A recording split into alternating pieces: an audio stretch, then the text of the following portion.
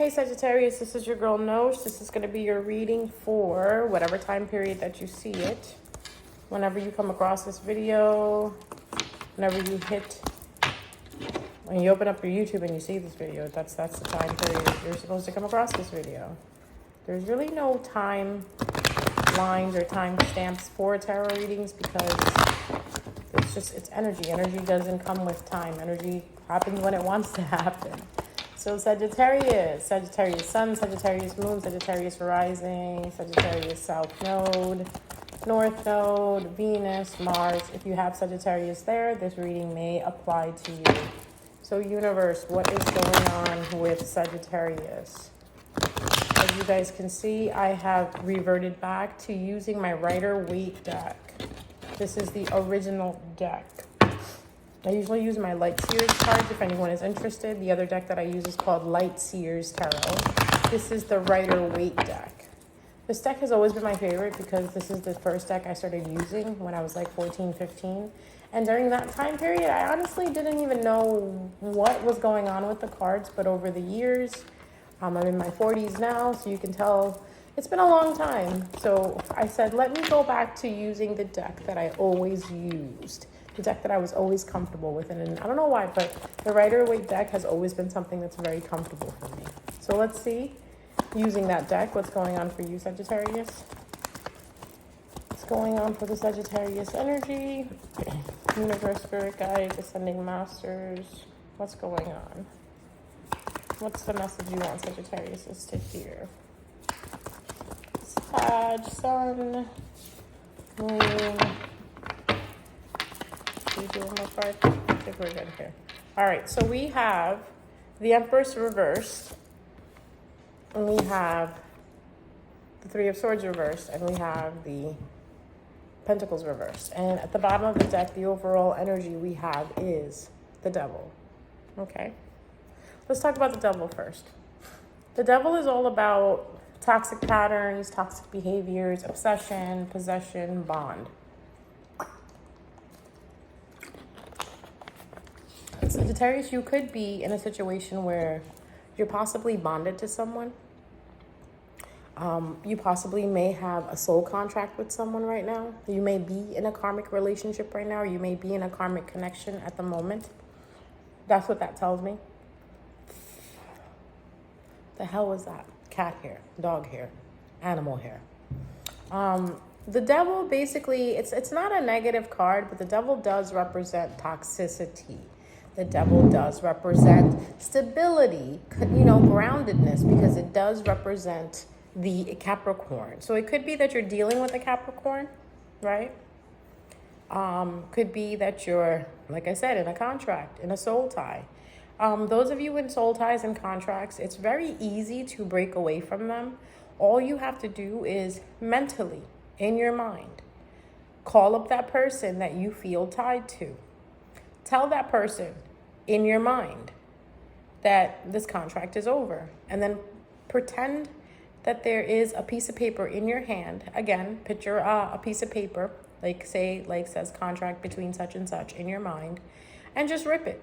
Rip the bitch. Rip it, throw it in the fire, throw it in the water, throw it in the garbage. But just definitely rip it while that person that you're thinking about, that you have the soul tie with, is in your mind. This is something that you can do in your mind so easily. It's so, Dolores Cannon, if you guys are unaware of who Dolores Cannon is, Dolores Cannon was a really good spiritualist, a spiritual leader. We're not going to say spiritual. You can say whatever. But anyways, there is a person out there. If you look her up, her name is Dolores Cannon. And she speaks about spirituality. She speaks about contracts and soul ties and reincarnation and our basic purpose as human beings on this earth. And in one of her teachings, she teaches you how to break a soul contract. It's very easy, extremely easy. A lot of people make it so complicated. All you have to do is sit down in a quiet place. Make sure you have time to yourself. Make sure you're not going to be disturbed. And basically, imagine the person that you want to break the soul tie with in your head. When you picture them in your head standing in front of you, also along with them, picture a piece of paper that says, written on top, contract with such and such. And while you picture that piece of paper in your hands, all you have to do is rip it and say to the person in your mind, again, in your mind, that this is over. We're not doing this anymore. And something unbelievable is going to happen. You are going to feel your energy come back to you. You're going to feel such power afterwards. You're no longer going to feel obligated or like you owe this person something, or you have to do this, you have to do that, you have to stay with this person. It will simply just dissipate. Feelings, obligations, duties, anything you feel that has you bound to this individual will dissipate. Now, if you do that and then this person calls and you go back into, whatever, just be mindful of that. Your interaction is going to be a little different with this individual after you break the contract. You may see through them. You know what I mean? You may start to see through them, because sometimes when we're in these contracts, we get blinded by kindness, by love, and whatever bullshit that these people have to offer. And okay, I'm sorry, it's not bullshit, but at the end of the day, it still is, right? It still is a contract. So you have to make the decision to break the contract if you want to. Again, there's no pressure, but if you're having issues with a soul tie, that you can't stop thinking about them, they're not calling you, you guys are not together, you guys are not working things out, and you guys are not moving together progressively, happily, then you need to break that contract.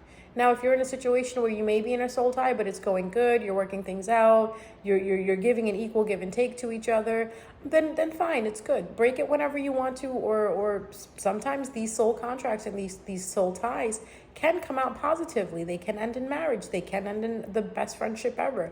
Because what the thing behind soul contracts and soul ties is that these are people from your past lives that are in your life this lifetime to fix something, to end something, to finish a cycle. We all are running on stories that we left unfinished in our past life. So whoever it is in your life at the moment that you feel is dragging you down, is draining you, is possessing you, is obsessing with you, is being negative with you, is showing patterns of controlling and bondage and etc. However you feel, maybe it's time to break that soul tie with this person. And right now, the reason why I even brought all of this up is because I see the devil card. Devil card, okay? So this person could be a Capricorn that you're dealing with, or it is a person that you have a soul tie with or a soul contract with, okay? Let's talk more about the Empress upside down. We all know when the Empress is like this, it's about fertility. It's about, ideas. It's about being creative, getting that intuition running, flowing with spirit, listening to spirit, or just being a nurturing type of person, being a nurturing spirit. The Empress is someone who cares about everyone. She's a matriarch. She looks out for everyone. She puts herself second, and then she looks out for everyone. And if you can see closely, she kind of looks like she's pregnant. This is why we look at this as a fertility card. And as you can see, she has the feminine sign on her. So major fertility vibes, major feminine vibes, major vibes of being nurturing and caring and giving, what a matriarch is all about. But guess what? In your reading, Sagittarius, it popped up upside down. So either Sagittarius is, if you were thinking about having a child, it's a no-go right now. You're not as fertile right now. If you had a scare of a pregnancy, you probably found out that you're not pregnant. Or if you are trying to be creative, if you're trying to come up with ideas, you might find yourself in a little bit of a block where you might feel that, okay, I usually pop out ideas and creativity, like I with the snap of my finger. Right now, it's not happening. It's blocked. Okay, well, we're gonna find out why this is upside down in a few minutes. But let me just go over this. This could also mean that you're being selfish, because not a lot of Sagittarius are out there trying to be creative. Or even if you are a Sagittarius trying to be creative and you're experiencing a block in your creativity, it could be due to the fact that you need to be more selfish. You need to spend more time with you. You need to give yourself more time.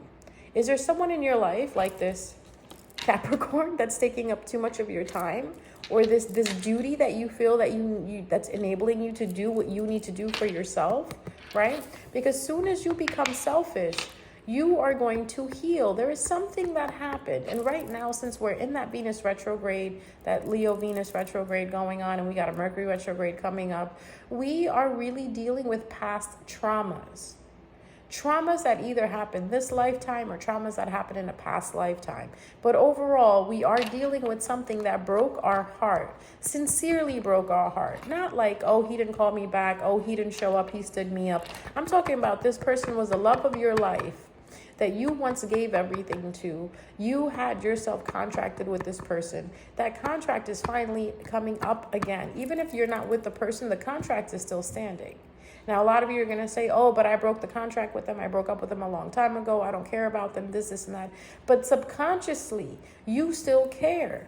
Subconsciously, that person's energy is still lingering around you. Hence, this is why going forward, you are nitpicking with every relationship that you have. You are looking at the negativities when honestly, there's nothing but positivity around you. You are the controller of your destiny. You control your destiny. You control where this goes. So please, you need to get into this selfish energy so that you can complete this healing. Here, this is all about being depressed and sad and thinking, woe about everything. Woe me, woe this. Also, this is about really being hurt. Look, there's 3 swords going through the heart. I don't know about you guys, but this looks painful. Upside down, the swords have fallen. They're no longer in the heart, and the heart will have holes left in it. So Sagittarius, you could be an individual. God forbid, you could have a hole in your heart. You need to check that out. But you could be someone that is dealing with patching up the mess or patching up the holes that somebody left in your heart. And word of advice, by getting into another relationship, it's not going to happen. It's going to happen if you become selfish. You give your time to yourself. You love yourself, okay? A lot of times what people do is, and I don't know why they do this. Me personally, the last time I had an intimate relationship, a serious relationship, was maybe 7 years ago, 8 years ago. And I still feel that I am not ready for a full-fledged serious relationship. You know, I'm still like a little on the ends of, wait a minute, if I give my heart to someone, what if they break it again? You know, I'm living in that turmoil, that no matter who comes into my life, it's really hard for me to open up to them because of what I went through as a Sagittarius. It's just being really honest, putting it out on the table, because, you know, we like stuff that's real. We like readers that can tell you from their experience. And from my experience, to be honest with you, because I'm you can say that I'm still feeling like this, that I still have these swords in my heart, where you could say I'm very guarded. Okay, I'm extremely guarded, where that's why it's very hard to let people in, because this is what I need to be doing. I'm actually being like this. I'm being selfish, and I'm not letting anybody in. For me, it's like at a point where it's like, you have to prove to me that you're worthy for me to let you in, because I'm in the healing process.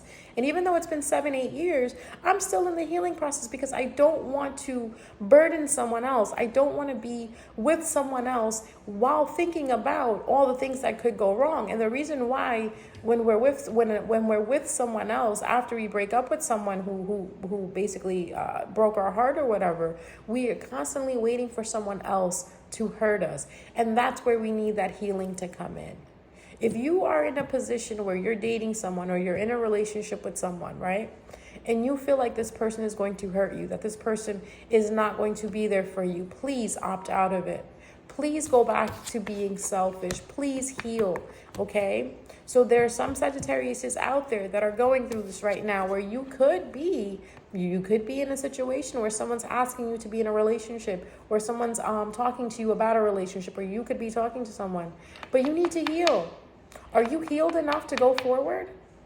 Are you being selfish enough? Are you healed enough to go forward? Are you going to be okay to be in a relationship and none of your past nightmares are going to come up? If so, then go ahead. Be in the relationship. Be happy. That's all we want for you. Or your ancestors, your spirit guides, your ascending masters, your passed over loved ones. Your spirit team wants you to be happy. But if you are not happy within yourself and you keep living in the shadow of the old relationship, that is not going to happen. Sorry, it's just not going to happen, okay? Next card we have is unequal give and take. Whoa. So it seems like, Sagittarius, that you could be with someone that feels like you're not giving them an equal give and take, or you feel like you give a lot, but you're not receiving what you are giving. You know, when I see this card like this, it really tells me that if you are a giver, you need to be with a giver. Givers and takers don't go well, because the giver is going to give and the taker is going to continue taking, right? So it is best for anyone. If you're a Sagittarius watching this video, if you're a cross watcher watching this video, hell, if you just came across this video and you just see it at this moment, this message applies for everyone. Please, if you are a giver, be with a giver. Be with someone who likes to give. Okay, because that is the only way you're going to be able to be in a fulfilled relationship. If you are a giver and you're with a taker, 1 + 1 is 2. Go figure it out. What do you think is going to happen? It's inevitable. You're going to keep giving and the person is going to keep taking. And then you can't get mad at the end when you say, well, I just give so much and this person just takes. Well, you made it, you encourage this person to take from you because you let this person know that you're a giver. Takers are people who are opportunists, right? When they see someone giving an opportunity, what do? They hop on board and they take it. Where you are the giver, Sagittarius, or you could be with someone who's the giver and you're probably not giving back, or vice versa. You're giving a lot, but you're not getting what you want in return. You need to take a look at this. You need to step back and see what is going on. Everything needs to be in a balance. Your card in the Rider-Waite deck is the Temperance Angel. The Temperance Angel represents Sagittarius. Balance, temperance, equal, justice. It even mirrors the Libra card, the Justice card, because what happens with justice? Everything is balanced. Fair treatment, everything is balanced. There is something going on around you, Sagittarius, that is not fair.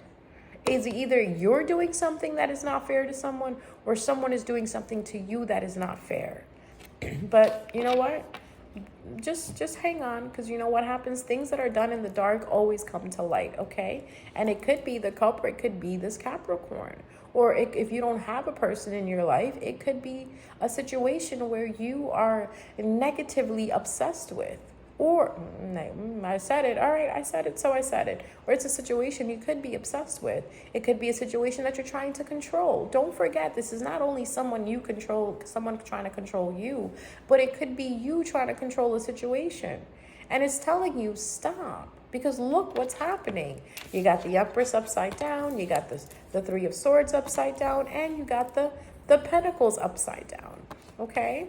So just be mindful of the situation that you're in right now and what is going on with it. Then at the bottom of the Devil card, you have the Page of Swords. The Page of Swords is about learning. It's about evaluation. I feel like you are looking at something and you're evaluating it. You're trying to learn it. You're researching it. It could be messages. It could be mental messages that you're writing down. Like you're taking mental notes like, You could be at a job and you're like, okay, I see how this person works. Like, again, going back to the love situation, you could be dating someone and you're taking mental notes that you are going to summarize later. And you're going to give a review where, I don't know if I want to be with this person. Regardless of what you're doing, Spirit is telling you to be cautious, okay?